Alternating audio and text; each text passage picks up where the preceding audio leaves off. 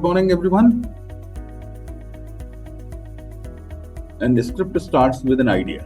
Idea can be anything. An elephant can swim, can be an idea. Elephant was the size of an ant, could be an idea. Then this idea can be from medieval history, can be from ancient history, can be from any part of the world, can be from the animal world, can be from the space, some other planet. But for an idea to be developed into a film, everything around the 360 degree of that idea has to be converted to 5 degrees so that we clearly know which way the film will proceed. And that happens through developing a premise. Premise is the ground. Premise is a narrow origin of everything that is possible around the idea that is. Typically, premise is a short sentence of not more than 27 to 30 words, and it starts with what if, and then whatever follows what if creates a hypothetical situation in which the film gets created or the script gets created. Premise is the womb from which a film is born. What, when is answered, then comes the protagonist. Protagonist typically what we call hero. Hero means jiski kahani hai. Whose story is this? Story is somebody's story. That somebody has to be identified, crafted, and what does he want? Because unless the protagonist wants something, film will not develop. So he may be wanting that India gets freedom. He may be wanting that his village gets a school. He may be wanting to become an IPS officer. He may be wanting to get back the instrument through which he can connect with his spaceship. Something he has to want. So normally what happens is protagonist's life is running smoothly, then something happens, triggers, because of which that want gets generated and the film starts developing. Now after this want is set up, there is a plot in the movie. Plot is something all of us kind of have an idea. That is, how does it flow, what events occur, how are they resolved, who does what is the plot. This plot is around 3 things, 3 stages, let's call it. Setup, where the characters are set up, introduced. The want of the protagonist is set up. Often the wants of the other characters is also set up, and then comes the conflict. So setup will typically involve about 15%, 20% of the initial time. That is the time when the audience is also hooked. Audience gets interested, identifies themselves with the want of the protagonist, and then the conflict starts. So there are barriers to his want. Natural or created by someone who creates that barriers. Those barriers is called antagonist, or in common language you call it villain. The intensity of the conflict keeps on increasing till about 80-85% of the time of the film, and finally in 15 to 20% of the time it is resolved, which means the want is either met or not met, or something else happened, but what happened finally is the resolution. After this plot more or less is made up, characters have to be made. Only protagonist is not enough. There'll be an antagonist, there'll be some people who will be supporting antagonist, there'll be some people who will be supporting the hero, there'll be some people who might be neutrals, somebody might be a colleague or a sidekick. So many characters. Stronger your characters are, stronger your script is going to be. For that, it is important that every character has a journey. Every character has a want. Every character is a dynamic character, not merely static characters. Every character has a backhistory. Every character has relationships with other characters. Mind it, so far not a word of the script is written. Characters are written down. What role is the character playing? What are his relationships? What does he want? What is his journey? How does his journey resolve? What is the name? Naming is important. Naming makes all the difference.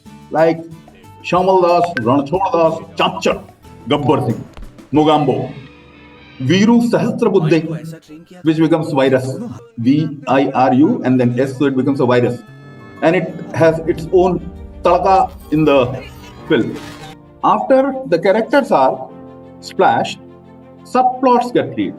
Subplots are plots which forward the main plot. And each of them also has a beginning, middle, and end, or a setup, conflict, and resolution. And each one of them happens within certain characters. So in each subplot, some characters will be involved, characters will be involved in other subplots also.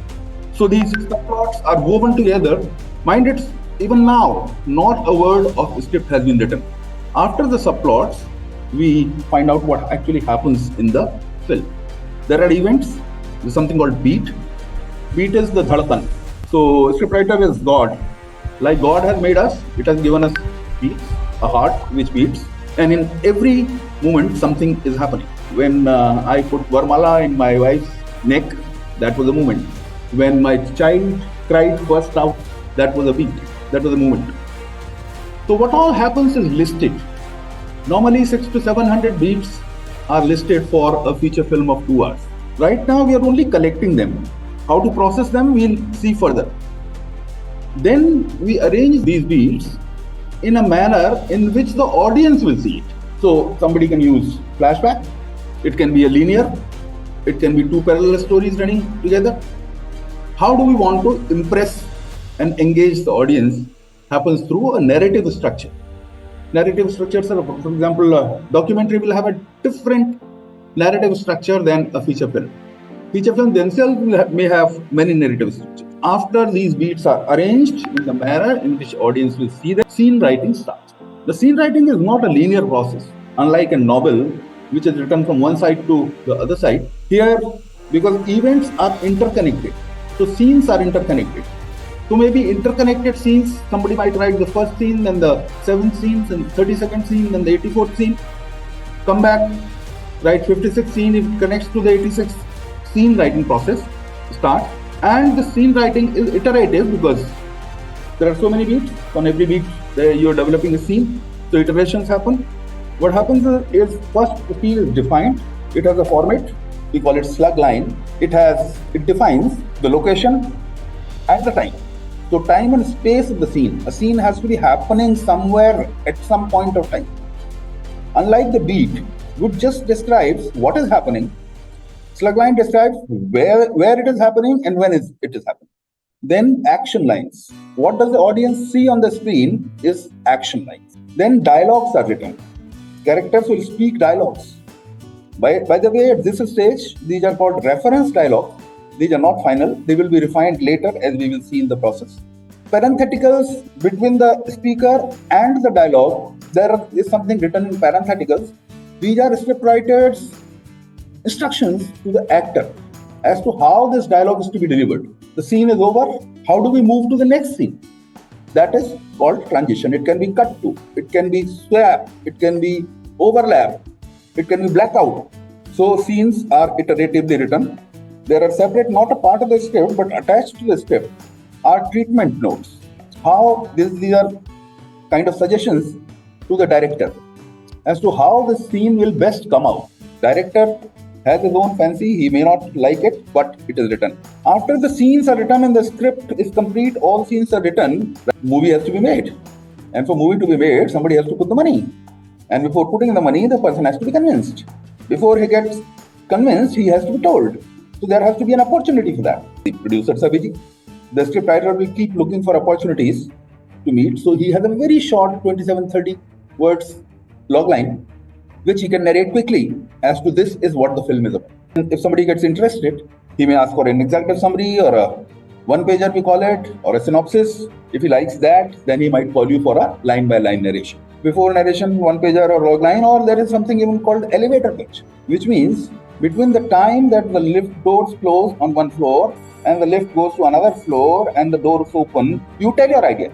If somebody's decided to put money on it, he will give his ideas, the changes have to be made, they have to be incorporated, then a director will be onboarded, he will have his own ideas, they have to be incorporated, actor, main actor, and sometimes few main characters will also have their say, if everybody wants more screen space.